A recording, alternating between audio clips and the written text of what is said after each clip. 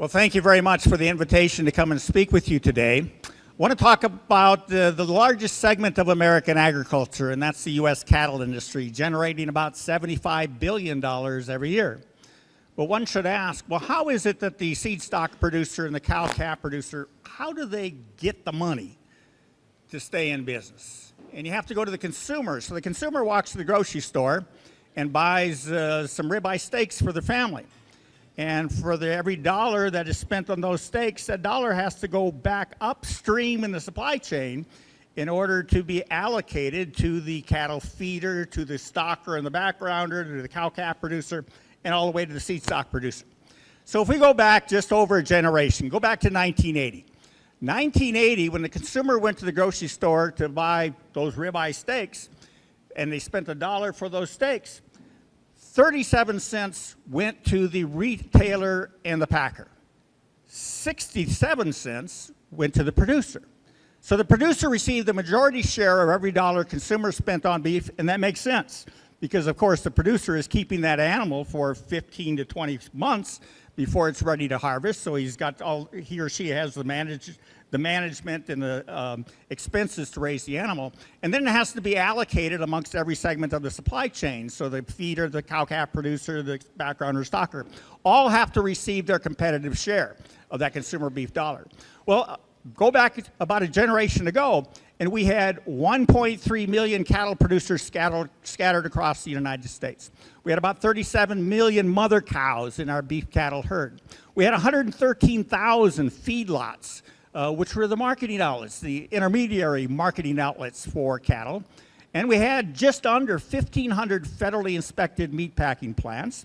And at that time, the four largest packers controlled about 36% of the fed cattle market. And so back about a generation ago, we would presume we had competition. We had competitive forces. And that's what it was that allocated that consumer beef dollar to every segment in the supply chain. It was the competitive market forces that was allocating the competitive share for everybody in the supply chain. Now jump ahead to just 40 years later, about 2021. 2021, the consumer went to the grocery store and bought those ribeye steaks, and suddenly 63 cents went to the packer and the retailer, and only 37 cents went to the producer. Completely turned on its head. And during that same year, we reduced the number of cattle producers. We've lost 655,000 beef cattle operations from your industry just in a little over a generation. We've lost about 8 million mother cows out of our U.S. beef cattle herd. We've lost 87,000 independent feedlots that were your marketing outlets for your lighter weight calves. And we've wiped out about 54% of all the federally inspected meatpacking plants. And the four packers today control 85% of the fed cattle market.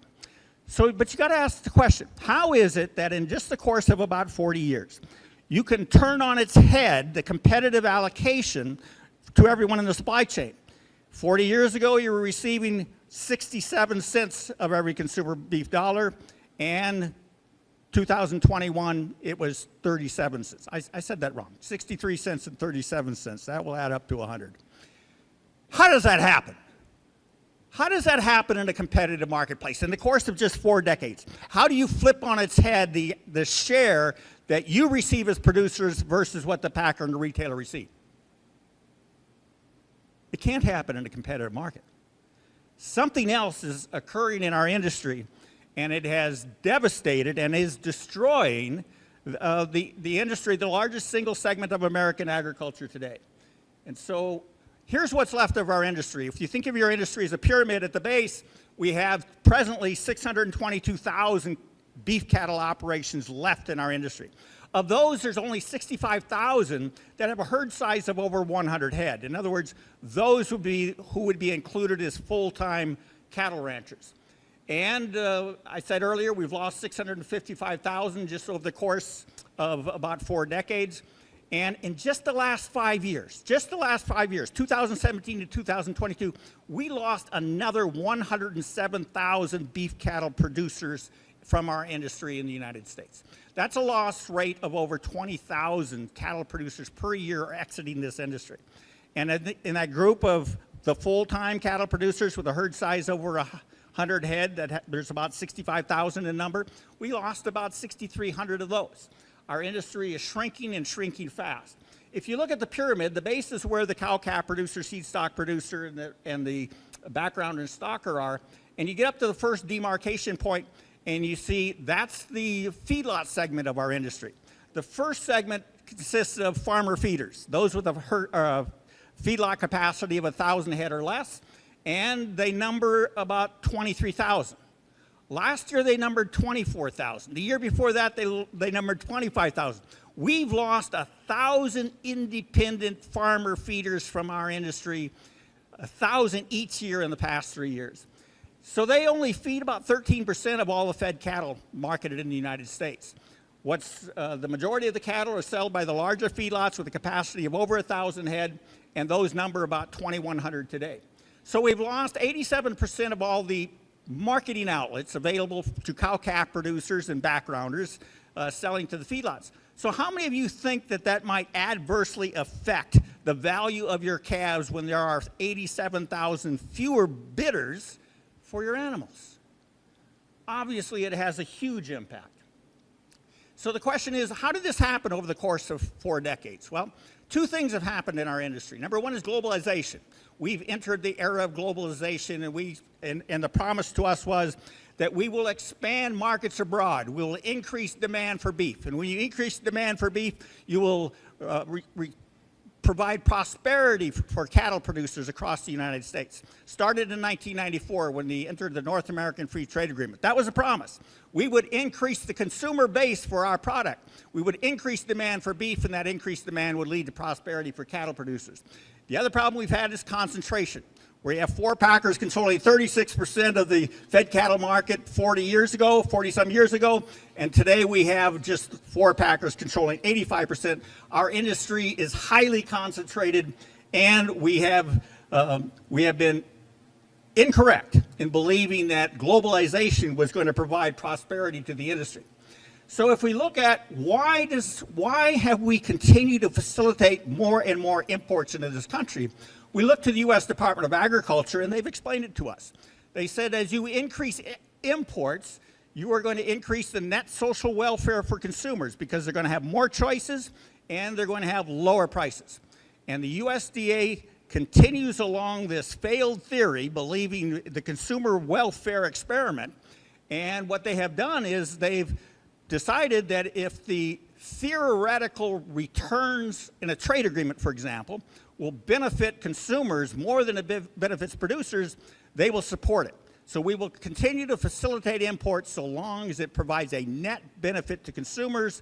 And sorry for you producers out there, you're going to take a hit because the USDA is misguided. The USDA has lost its focus on preserving and protecting the family farm system of agriculture in the United States, consisting of widely dispersed independent producers that meets our goals of food security because it is insulated from economic shocks like the COVID pandemic, like climatic conditions. So here's an example, a recent example of the USDA deciding that they're going to be willing to cause a financial harm to your industry because theoretically we're going to benefit consumers. This was just back in 2023. This is when the USDA, in its infinite wisdom, decided we would begin to import fresh beef from Paraguay, even though Paraguay is not a country free of foot and mouth disease. In their economic analysis, the USDA found that the consumer gains will be up to 27 million, and that would outweigh the producer losses of 24 million, leading to an annual net social welfare benefit. So the reason the USDA is facilitating more and more imports into this country is because they believe that as a result, consumers are going to benefit with lower prices and more choices. Anybody gone to the retail grocery store today to see how high beef prices are and how high they have been for the past several years?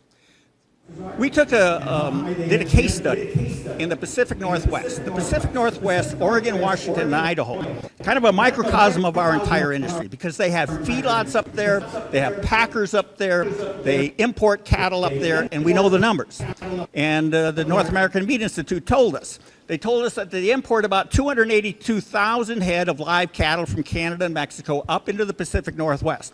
The National Cattlemen's Beef Association said we need to do this because this will optimize the capacities of the packers and the feedlots up there, address any seasonal shortages.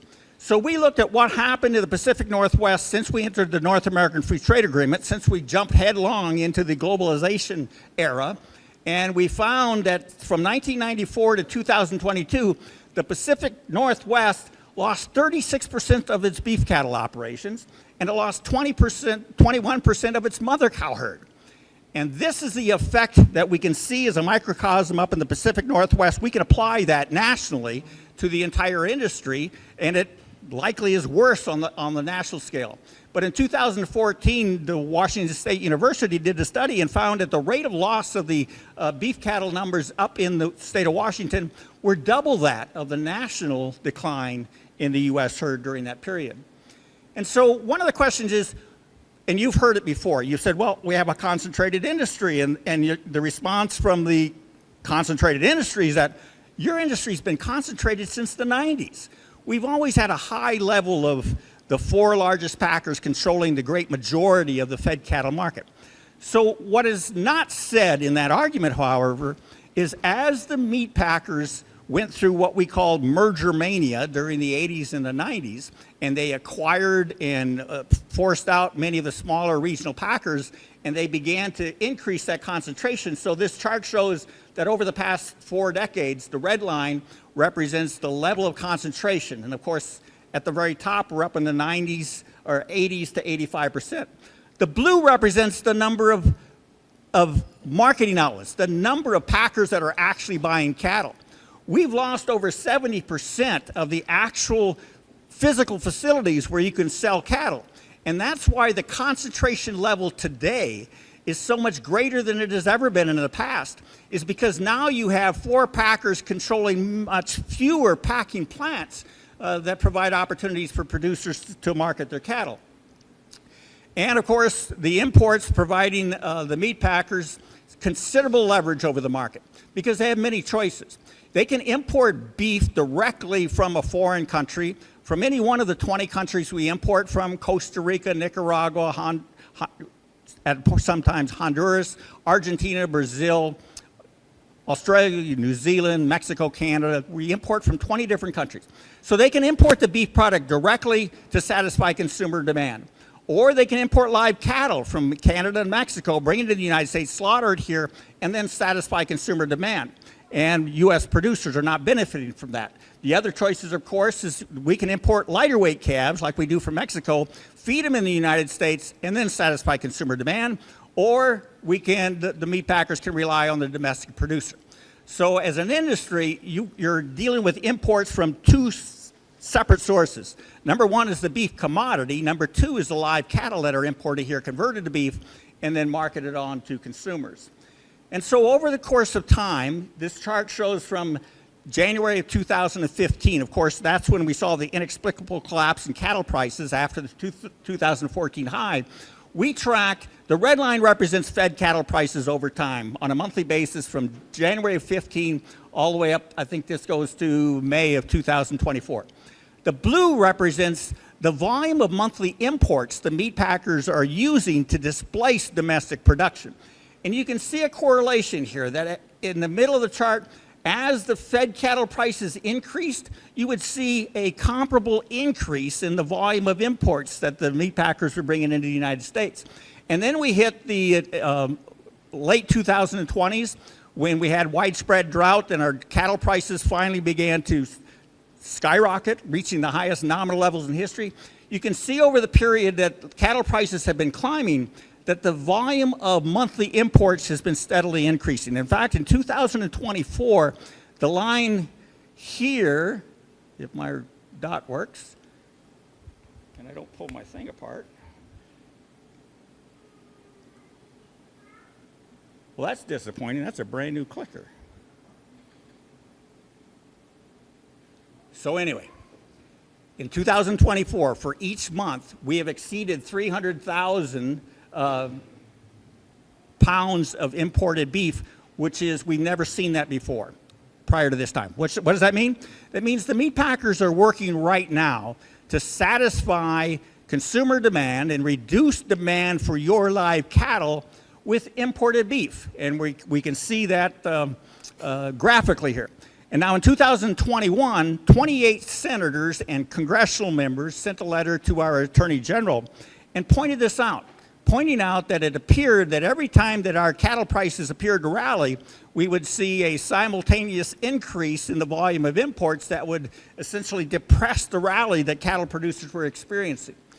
And of course, we have the issue that our beef isn't differentiated in the U.S. market.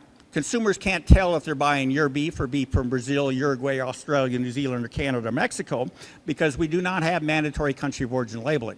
One of the reasons we do not have mandatory country of origin labeling for beef is because the meat packing industry, those who support the globalization effort, this is from the National Cattlemen's Beef Association, they said beef is beef. Take the hide off, beef is beef. Doesn't matter whether it came from Montana, Mazatlan, or Manitoba. How many of you agree with that? That there's no difference from the beef that's produced from your cattle versus the beef that's produced in Montana, Manitoba, or Mexico. You produce the best beef in the world and you do it under the best of conditions, bar none. We have the highest production standards for the production of the animal from the time that is born until it's actually slaughtered, then the highest health and safety standards in the processing process. And yet we have organizations out there that are telling members of Congress, beef is beef. Doesn't matter where the beef comes, no need to differentiate it. And then we have this issue. We have the issue is country of origin labeling doesn't help anyway. In fact, it hurts U.S. producers by labeling your beef as to product of the United States of America. And so in 2019, we filed a lawsuit against the largest four packers, JBS, Cargill, Tyson, and National Beef.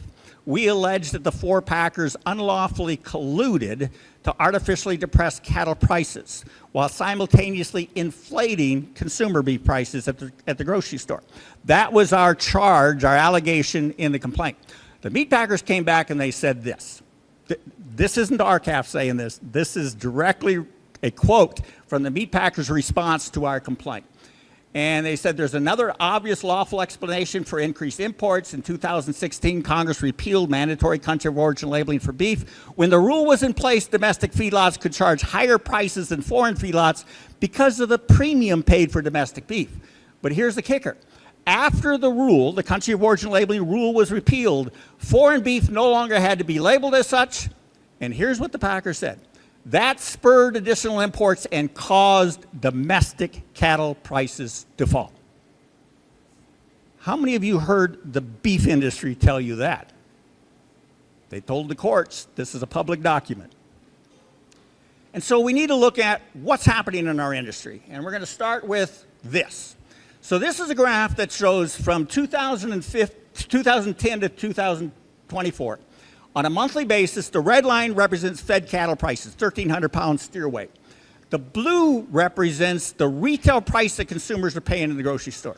And you can see that from 2010 to 2014, as consumers' willingness to pay for beef continued to increase, and they were willing to pay more for beef, fed cattle prices followed. And we saw fed cattle prices increase. We saw a harmonious, synchronous relationship between retail beef prices and fed cattle prices until we hit a high in 2014. 2014, we had the then highest nominal prices in the history for fed cattle, $167 a hundredweight. And every analyst in our industry, government and private alike, said this. They said cattle producers are going to continue to see strong cattle prices for at least the next 3 years because of the long biological cycle of cattle. It'll take 3 years to begin to rebuild the herd. Government and private analysts alike were all saying the same thing. But suddenly, in 2015, cattle prices inexplicably collapsed. They collapsed further and faster than any time in history. They didn't settle until October of 2016. And at the same time, we saw beef prices remain relatively high. And then in 2017, we saw this anomaly. We saw that retail beef prices were skyrocketing while your cattle prices were stair-stepping downward. There was an inverse relationship. The only ingredient in beef is cattle. How in the world can we have such a spread between live cattle prices and beef prices if in fact we have a competitive marketplace for your cattle? And so this is a short time period, 2010 to 2024. Here's 30 years to demonstrate the relationship, the harmonious relationship between retail beef prices and cattle prices. Historically, they have followed very, very closely until 2015 when there was a huge departure. The relationship was severed. And this has caught the attention of the U.S. Department of Justice, which is one of the reasons the U.S. Department of Justice is now going to open up an office in Chicago in order to be closer to your industry, and they are intent upon enforcing our U.S. antitrust laws. And it was this graph that triggered their interest in your industry, because that doesn't make sense for consumers to be paying record prices for beef while your cattle prices are declining. And then, of course, we had the economic shock. We had a widespread drought that took full effect in 2021, and our supplies finally became so tight that even despite the control that the meat packers had over our industry, the latent competitive forces in your marketplace were unleashed. And that's why you're presently seeing high cattle prices. The question is, how long will these high cattle prices last? Well, let's look at our sister sheep industry. The sheep industry experienced the same type of increase in sheep prices back around 2011. Ours happened in 2014, theirs was a little before us. And then after that, after the decline, a steep decline in sheep prices, soon thereafter, we saw sheep prices remain relatively stable until we hit the drought period, and we saw, again, a skyrocket, the highest nominal prices in the history for sheep producers, and then suddenly a crash. Now compare that chart to this chart. How long before our industry experiences the same thing that the sheep industry does, or will it? It's a concern that we need to be aware of because we know that competition has been purged from our industry. We know that we do not have a sufficient mass of marketing outlets available for the 622,000 independent cattle feeders that we have, and so we need to be vigilant as to what's happening in the cattle prices. So let's look at what's happened to your industry over the past 40 years. This is a chart showing from 1980 to present, 2023, the number of livestock producers, beef cattle operations in the United States. I said in 1980 we had 1.3 million. We're now down to 622,000. We wiped out another 107,000 just in the past 5 years. An economist will look at that chart and say, you know, I can predict the future. Because this chart shows a trajectory, a steep downward trajectory in the number of producers. And I submit to you, if we don't make significant reforms to our U.S. cattle industry, we will continue to see an alarming decline in the number of beef cattle operations in the United States, and we can predict it. If nothing else changes, if we stay the course we're on, we will see fewer producers in your industry. And in all the other industries. The far left graphs show in 1980 the 1.3 million cattle producers, and then the red represents the 622,000 we have today. We've lost more than 5 out of every 10 cattle producers in business just 4 decades ago are gone today. In the hog industry, it's even worse. Over 9 out of every 10 hog producers in business just 4 decades ago are gone today. Dairy industry, nearly 90% of all dairy producers that were in business just 40 years ago gone today. And the sheep industry, we've suffered a 26% loss. And now let's look at the beef cattle herd, because you've been told, well, our cow herd has declined because of the drought. No, our cow herd has been declining on a downward trajectory since 1980. And again, an economist can look at that and say, we can predict the future. If you don't change the course of this industry, you can expect to experience fewer number of cattle producers and fewer number of beef cows, mother cows in your herd. And then we look at the number of feedlots. I said there was 113,000 back. Actually, that was in 2025 when we entered the North American Free Trade Agreement, and now we're down to a total of 25,000.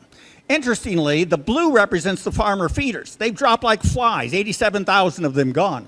The red portion of each graph represents the larger feedlots, ranging from over 1,000 head to over 50,000 head. And the segment of our industry that is growing presently are those feedlots with a capacity of over 50,000 head.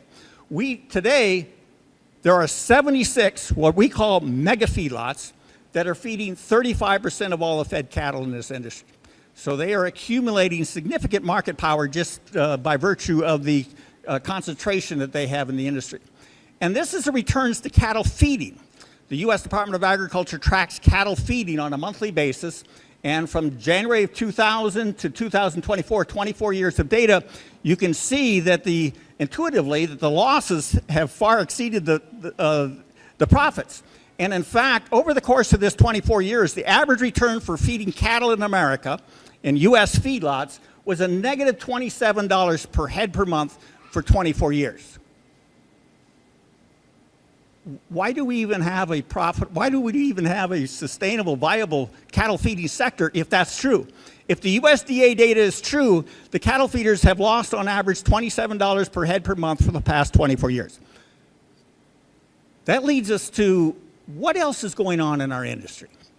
And why is the U.S. Department of Agriculture, that's presently in the process of writing rules to implement the over 100-year-old Packers and Stockyards Act, they're addressing such things as the Packers and Stockyards Act prohibition against unfair, deceptive, and unjustly discriminatory treatment of independent producers, but as well as addressing the undue and unreasonable preferences or advantages that some packers may be providing to some feeders while depriving all the others. How is it that some of these large feedlots have their pens full and they're expanding at the same time that the smaller farmer feeder is dropping like flies? How is that happening? Here's what we suspect and what we've asked the USDA to investigate. Are the packers providing sweetheart deals to some of these largest feedlots? Are the packers providing bonuses unrelated to the market value of the cattle? In other words, are the packers giving a volume bonus for a feedlot that provides so many numbers of cattle or pounds of beef to the packer? Or are the packers providing cost-plus contracts to some feedlots and not to others? In other words, telling the feeder, doesn't matter what the market price is, we're going to pay for your feed costs, your interest costs, your labor costs, and a small built-in profit, regardless of what the value of cattle is, insulating those producers from the vagaries of the marketplace. Or are the packers providing some beneficial, favorable financial assistance to the cattle feeder, like buying the feed for the animals? We suspect that there are undue preferences and advantages widespread in the industry, and the USDA rulemaking process will help us address those. That's why it is so important. Regardless of who wins the election, we must continue moving forward on the USDA rules to implement the Packers and Stockyards Act in order to turn our industry around and put it back on a course where independent producers can remain viable. So here's a chart that reflects when I told you that I initially told you wrong, that 40 years ago, the producer was receiving 67% of the beef or consumer beef dollar, and in 2021 it fell to 37%, a complete flip on its head. Well, this is a chart that shows this. It's a downward trajectory. Again, unless we reform, we initiate some significant changes in our industry, we can predict that the producer will continue to receive less and less of every consumer beef dollar. Now, the anomalies we see here are where there was a spike in the returns to the producer, the dollar value. 2014, it jumped up to 55%. 55 cents of every dollar went back to producers. And again, we're seeing that increase in 2023. Why?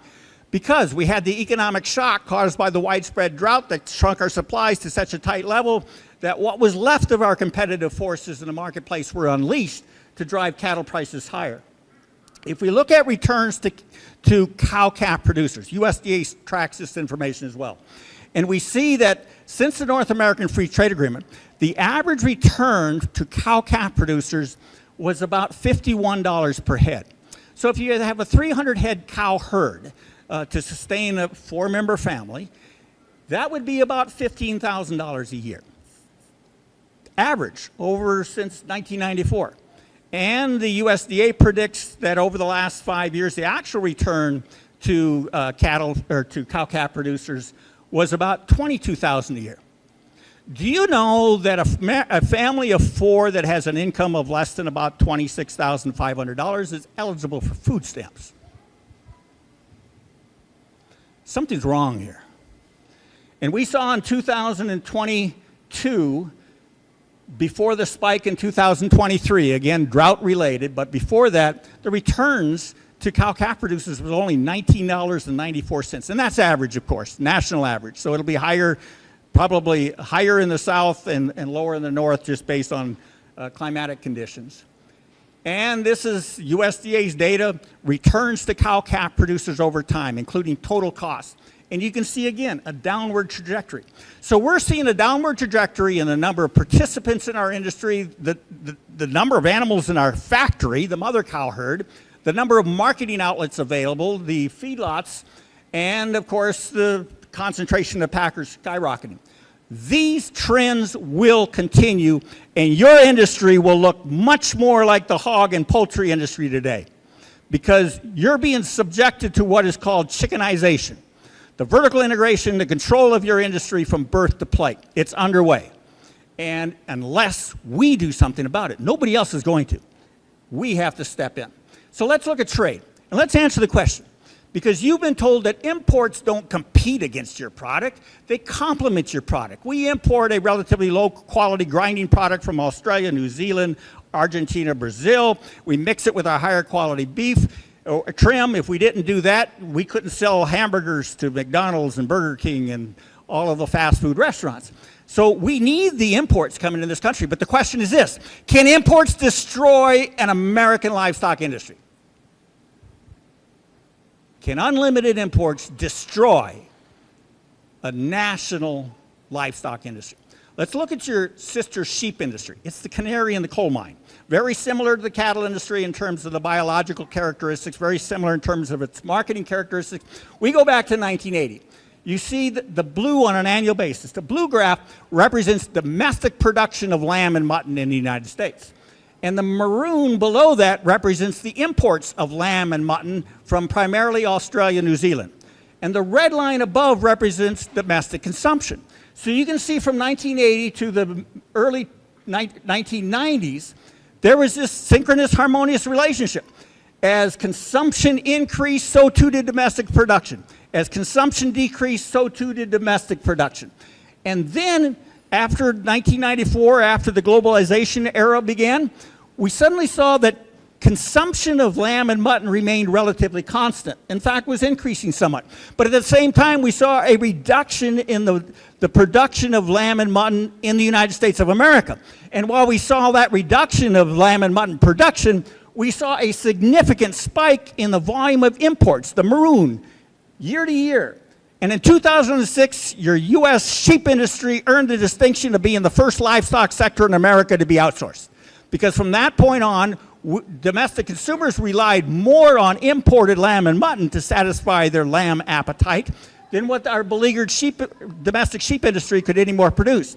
And then after Australia ended its multi-year drought in 2012, we saw imports skyrocket. And we saw domestic production continue to decline. And we saw historically high consumption of lamb and mutton.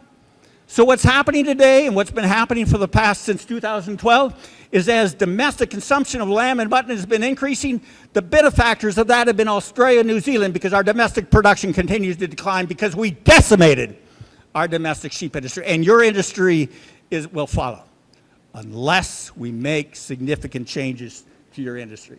So let's look at just trade, cattle, beef around the world. You've all been told how important this is. So the the maroon here represents the exports of beef and cattle from the United States to around 57 countries around the world. Those are our exports, the maroon. The blue represents the imports, and you can see every year the imports outpace the exports, and the red at the bottom is the balance.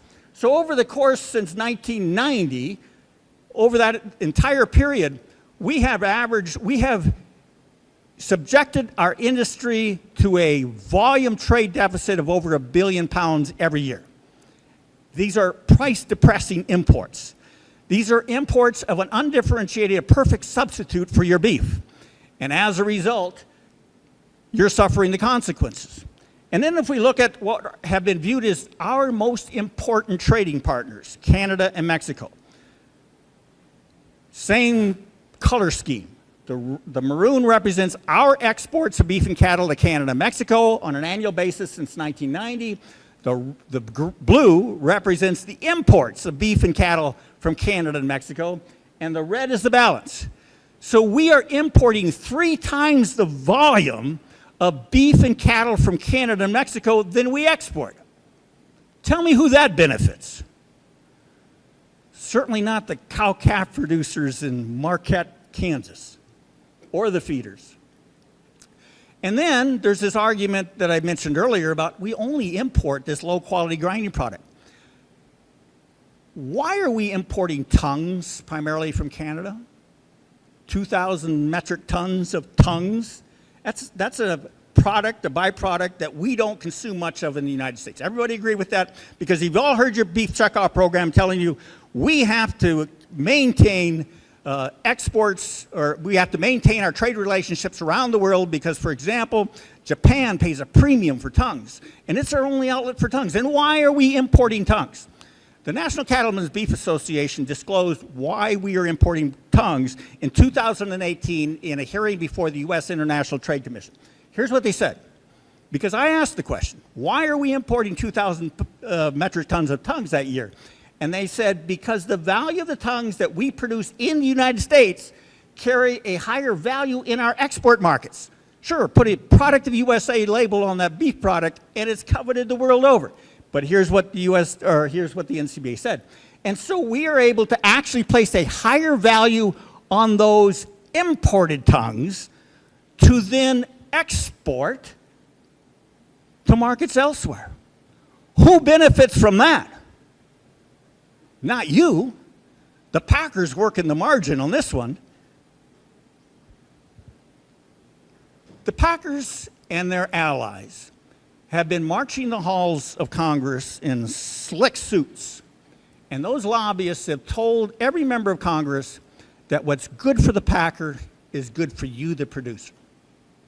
And many in Congress believe that today, that what's good for the packer is good for the producer. And that is baloney, and you know that.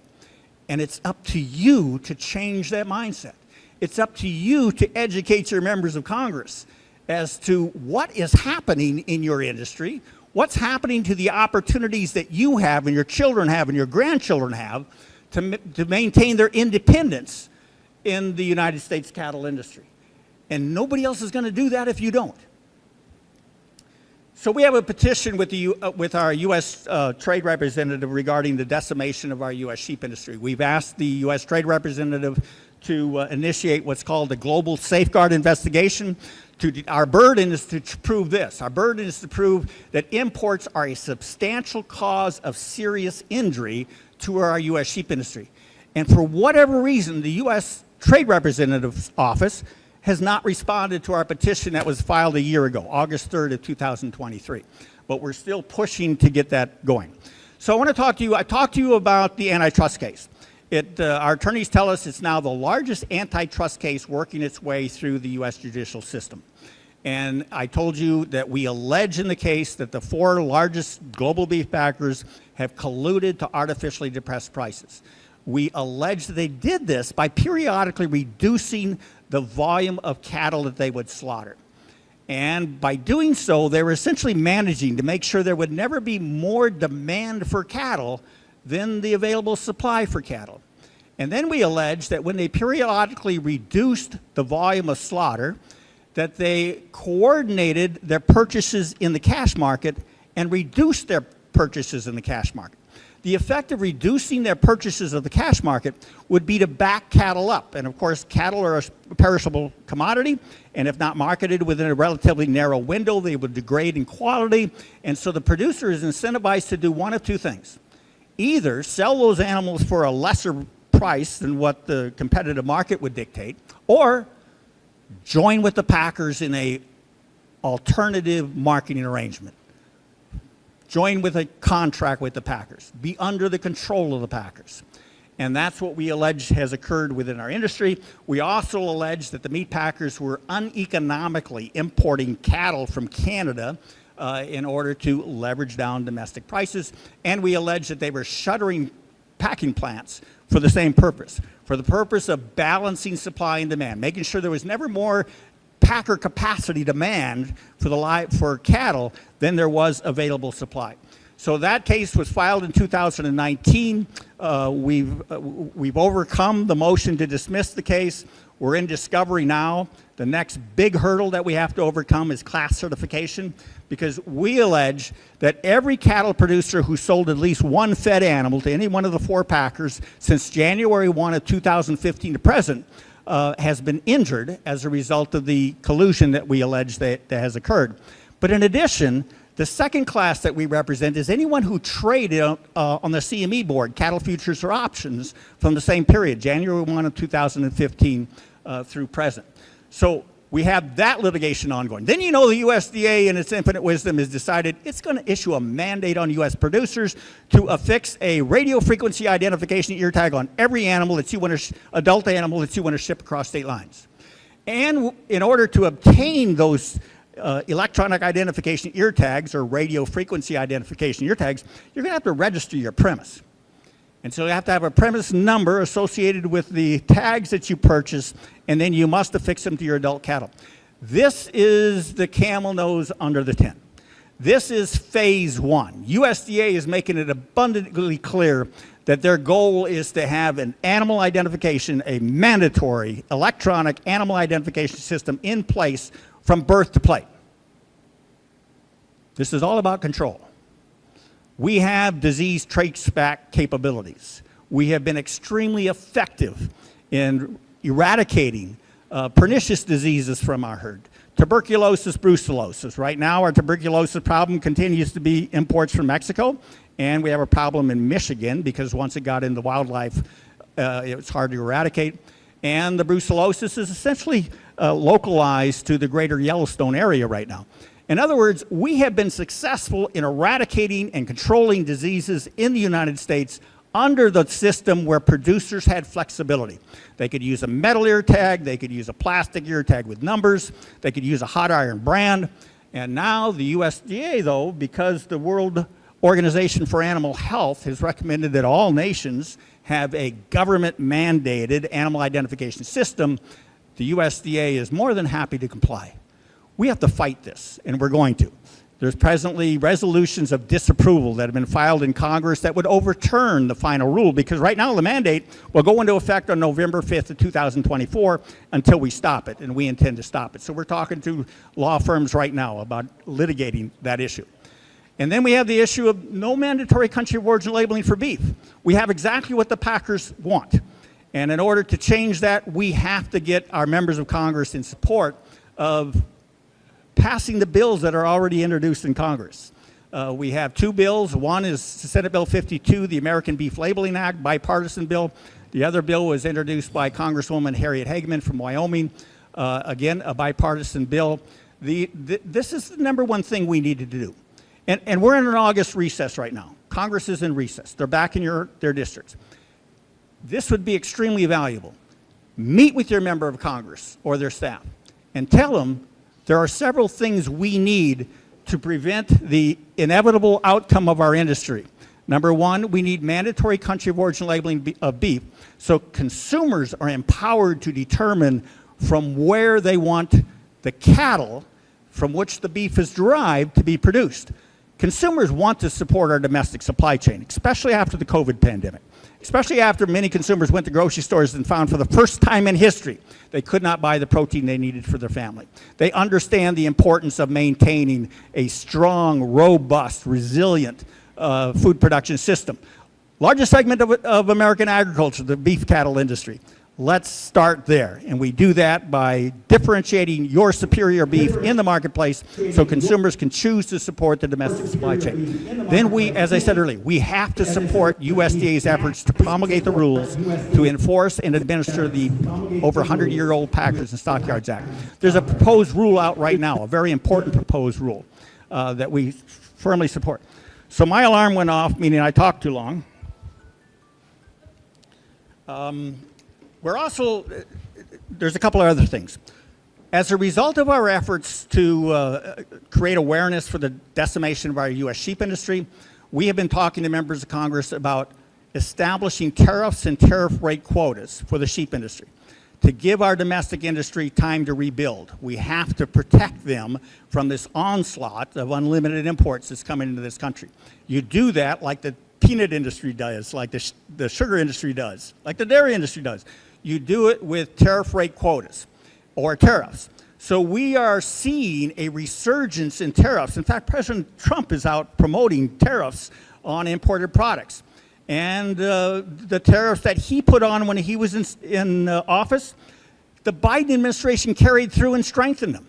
So we now have two different administrations both supporting tariffs as a legitimate economic tool with which to promote and protect our essential domestic production systems, including the cattle beef industry. So we need to be talking to members of Congress about putting tariffs on these unlimited imports coming in from these 20 different countries. And then we have the need to reform the beef checkoff program. There's a bill introduced in both the House and Senate. It's called the OFF Act, Opportunities for Fairness in Farming Act. We support them both. And these are some of the reforms that will help us reverse this downward trajectory of our industry. With that, I'm going to stop and we'll just see if there's any questions. And I appreciate your time.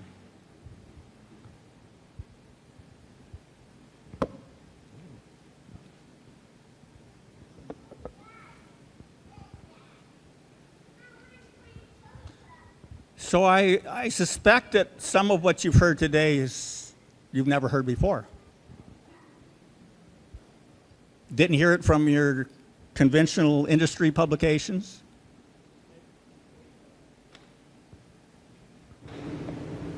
Bill, have you had any conversations with the Antitrust Division of the Department of Justice about this issue? Have we had, the answer is yes. So one of the, I can't think of his name, Michael, a U.S. Department of Justice official came to our convention and met with our board, and he was the one that told us that they're opening up the Chicago office, and they want to particularly look at the antitrust issues in livestock markets, the cattle industry in particular, but he also mentioned grain and fertilizer. And so they appear to be committed to the enforcement of antitrust. And as you're aware, after August of 19, when we had the Tyson fire in Holcomb, Kansas, and that fire caused a complete disruption in the cattle market, forced lower cattle prices, and it was inexplicable. You couldn't explain it. So the USDA initiated an investigation into the conduct of the packers as it relates to the economic effect of that Holcomb, Kansas fire. And then when the COVID issue struck, and we saw the same thing, we saw cattle prices suddenly collapse while retail prices continued to skyrocket. Then we had calls for investigations by the U.S. Department of Justice. So both the U.S. Department of Justice and the U.S. Department of Agriculture have an ongoing investigation into the packer conduct stemming from those two events, the Holcomb, Kansas fire and the COVID pandemic. And we have not heard the results, and we don't expect to hear the results from the Department of Justice until it's complete. They hold their cards pretty close to their chest and typically do not disclose the status of their investigation. What we know is they're still investigating, and we know that the Department of Justice is expanding that. Michael, I'm trying to think of his name, apologize. But the answer is yes, we have talked to them and are talking to them. Thank you. Other questions, comments? I spent the last 5 years working in a feedlot, and in order for our feedlot to get on the grid system to get some premium for quality, there was a lot of hoops to get through that, and I was informed that only 1 out of every 7 person who wants to get premium quality grids is allowed. Have you heard anything about that? So that's new to me, that there is a quota or an allocation system on access to the grid program. As they've been represented to the industry, the grid is available to any cattle feeder that wants to market their cattle that way. So this is the first I've heard that. Interesting. I still can't find the teleprompter you were getting all that information off of. You got a computer for a brain. The challenge is still there. We like to work with Farmers Union, with different organizations, but Our specialty with the National Farmers is collective bargaining. I just really appreciate all the input, everything we've got, all the help that RCAF and I'd like to have a little discussion, before he leaves the state, because he's definitely got more knowledge than I've got on that topic. So let me say this, and I was remiss in not saying this. Though we filed the antitrust lawsuit, the National Farmers Union is also a plaintiff in that lawsuit along with us. And we work closely with National Farmers Union on mandatory country of origin labeling, working with them. I know they have an interest in the OFF Act, and we have coalition meetings. But we work closely with, and the National Farmers have joined us in joint letters. And so we regularly, and we welcome the efforts of other organizations who do things we're not able to do. We're focused pretty exclusively on Congress and the court system and the administration on policy matters, where you're focused, at least in some part, on the marketing side of that. We don't have the time to do that. We appreciate and respect the fact that our industry has to survive until we can change the policy. And this is one means of doing that, is to increase the profitability to the extent that you're able through those kinds of efforts, and we support them. How do we go about helping promote COOL in Congress, other than contact our congressman? Well, we've tried to get your Kansas senators in support. To talk to whoever you can and continue pushing on your members of Congress, even though they've not supported in the past. It's a bipartisan bill. Senator John Thune, a Republican from South Dakota, Senator John Tester, Democrat from Montana, are co-sponsors of that bill. Republicans and Democrats alike. It's about time. The problem you have is the KLA is going to fight tooth and nail against something that's going to benefit the producer. So you just stay organized, keep pushing. How about the EATS Act? So we oppose the EATS Act. The EATS Act was intended to address California's Proposition 12, whatever the number was, that essentially said that you could not import pork into California unless the hogs had room to roll over, had a certain pen size. And so what has happened is legislation has been introduced to protect the multinational pork producers, hog industry. And they want to overturn that California proposition. The problem with that is if you support states' rights and you believe that the state should exercise those rights, this federal law would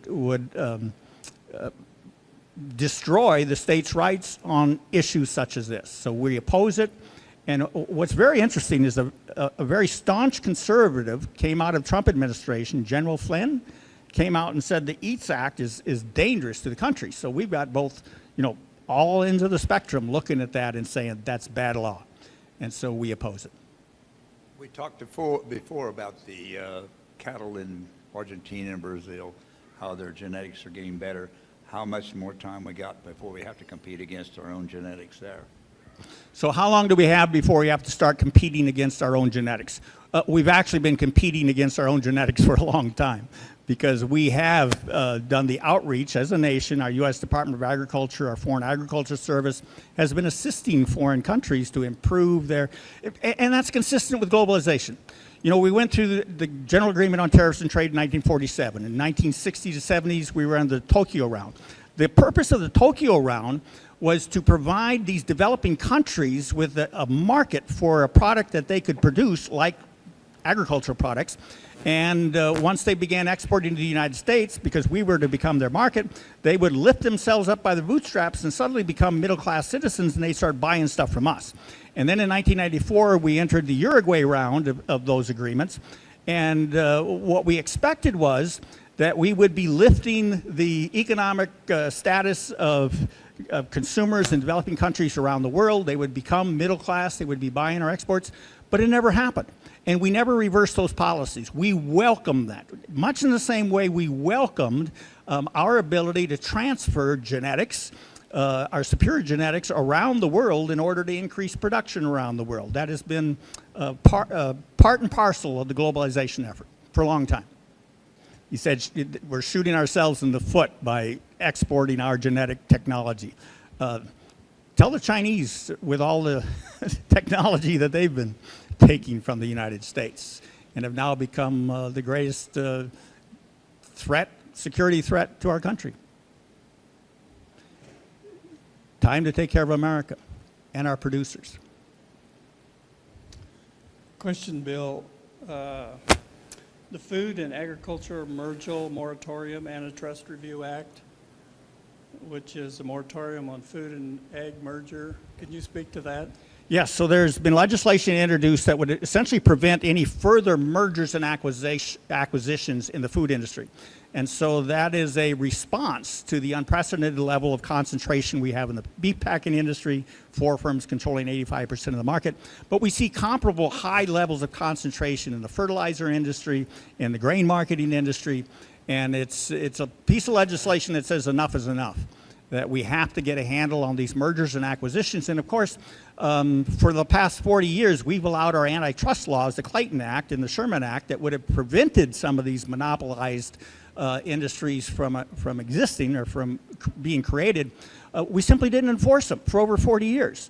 And the belief is that we were going to throw all our weight to globalization, and the theory there was whatever country has a comparative advantage in the production of any particular good, then let them produce that good, we'll get it cheaper, and oh, by the way, whoever we displace domestically, you'll just have to retrain. So I'm wondering who we're going to retrain to run on the grasslands of the western United States that are presently, where our cattle and sheep are grazed for the most part. It's a failed theory.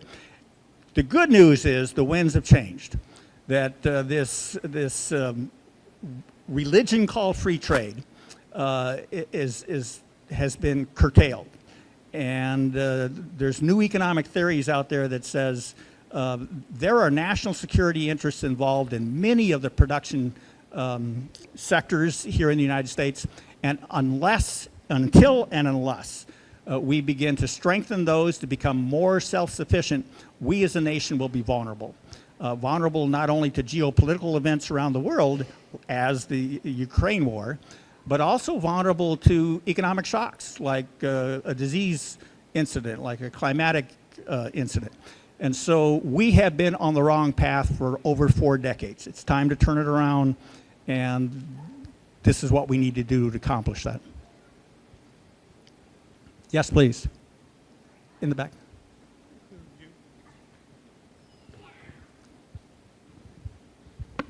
As a consumer, would it be better for us to be buying our meat and poultry and everything from smaller local markets rather than Dillon's and Safeway and those places?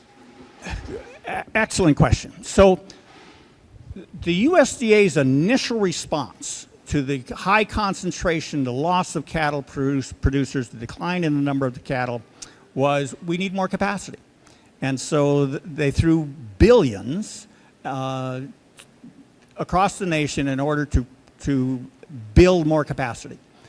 And while we support that, we don't believe that increased capacity is likely to survive if we don't address the antitrust violations that we allege are occurring in the marketplace. And let me give you some more examples of those. It would be like say a local packing plant were to be created here in Marquette. I don't know if there is one, but if there was, and they tried to get into some of the larger grocery stores, those grocery stores have contracts with some of the 4 largest beef packers that limit the shelf space available to any newcomer.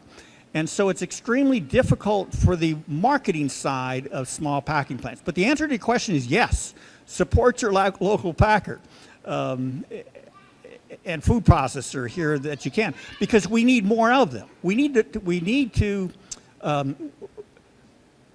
disperse. We need a disaggregated food system, starting with production, but as well as processing, in order to achieve the food security level that we need in America to become more self-sufficient. Right now, our beef industry, for example, is is down in your state. It's headquartered, or it's concentrated in the Beef Belt, which includes Kansas. And so if you have if in Manhattan, Kansas, there's a human error that causes the inadvertent release of the foot and mouth disease virus that's being studied there, and it affects the cattle in this industry, we'd have a nationwide problem. If you had our industry more widely dispersed like we were in the 80s prior to the merger mania, then that is inherently more robust against any particular economic or disease-related shock that could occur. So the simple answer is yes, buy locally if you can. Thank you much.